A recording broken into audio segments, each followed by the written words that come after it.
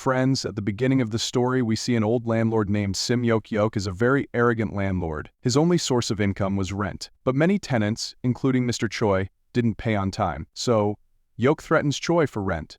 Choi had been sick for a long time and was unable to work, which is why he couldn't pay the rent. Despite hearing about Choi's illness, Yok tells him to ask for money from his son in America. Yok only cared about his money. A charity worker sitting there advises not to pressure Choi, but Yok tells them to pay the rent instead. Meanwhile, we see a dead body on the road, and Yok comments that these people dying outside lower property rates. Just then, Yok sees a girl named Sue. Sue also rented one of Yok's flats but hadn't paid rent for a long time. Yok asks her for the rent. Since Yok didn't know her name, he always referred to her as the tenant from apartment 205. Sue promises to pay the rent soon and leaves. Sue worked in a factory and had a kind heart. Yok visits Min's shop. Although Yok was rude to most tenants, he was polite with Min because he liked her. Min offers him a sandwich and explains love by showing him an old couple. Dr. Na's wife had been paralyzed for a long time, but Dr. Na took great care of her. Yok remarks that Dr. Na's life is miserable because of his paralyzed wife. He can't go anywhere. Elsewhere, an elderly man's dead body, infested with worms, is found. The police ask Yok for the flat keys to remove the body. Officer Lee tells Yok that if someone had visited this man, he wouldn't have been in this state. Yok coldly responds that it's good the world has one less burden. Reflecting on Officer Lee's words, Yok wonders if Choi might also die without paying rent. He goes to check on Choi, and upon opening the door, finds it unlocked. Inside, he sees expensive food.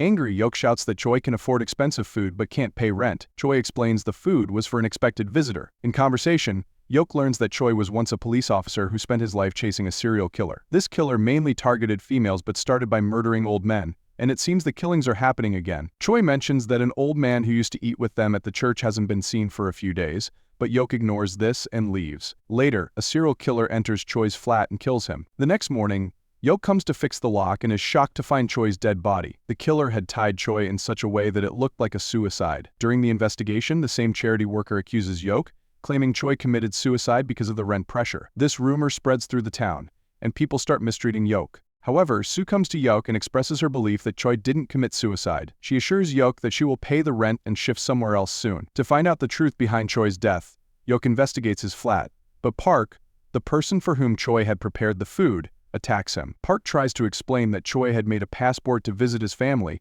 so he wouldn't have killed himself. It was surely murder. Yok ignores Park and leaves. That night, a serial killer breaks into Sue's room, kills her roommate, and kidnaps Sue. Yok notices some unusual noise but doesn't pay much attention and goes back to sleep. The next morning, Park insists Yok help him find the serial killer, but Yok is uninterested. Outside Sue's flat, they meet some boys who had come because Sue hadn't replied to their calls. This prompts Yok and Park to enter Sue's flat, where they find her roommate's severed head in the fridge. Just as Yok is about to call the police, Park stops him, saying that if they involve the police, the killer might kill Sue. Park tells Yok that similar murders happened 30 years ago, and Min, whom Yok likes, was also a victim of that serial killer. Park wants to remind Min of those events to find a clue, but Yok refuses, not wanting to hurt Min later. Park recalls how the serial killer murdered his friend right in front of him, but he was too scared to save him. When Park sees Dr. Na, he claims he is the killer. Yok dismisses Park's claims, but Park insists that killers often hide behind innocent facades. To confirm his suspicions, Park talks to Dr. Na about the murders from 30 years ago, which visibly scares him. This confirms to Park that Dr. Na is the killer. Just then, Dr. Na's wife's condition worsens, and he leaves quickly. Meanwhile, the killer injects Sue with a drug,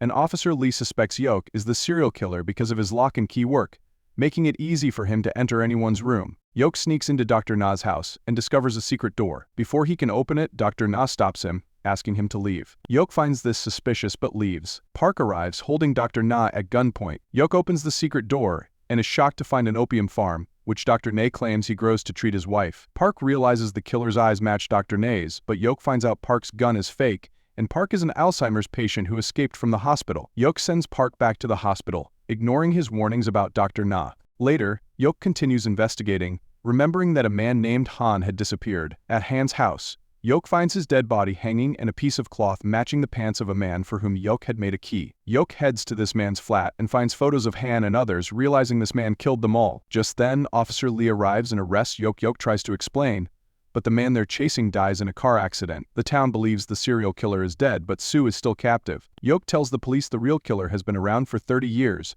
but the officer points out that the suspect is only 40 years old. Realizing the truth, Yok goes to Min, who recalls the killer had 6 fingers and acted like a doctor. Yok rushes to Dr. Na and sees that he had surgically removed his 6th finger. Dr. Na attacks Yok and takes him to Sue, who he plans to paralyze and keep as his wife. Dr. Na had paralyzed his current wife, who was also his victim. The man who died in the car accident was also a killer, but Dr. Na had him killed because he knew the truth. Park returns from the hospital and shoots Dr. Na, but Dr. Na tries to kill him and his wife. Yok escapes with Sue, and later Dr. Na is arrested. The story ends here. So, friends, what do you think? Did Park do the right thing by not killing Dr. Na? Let us know in the comments.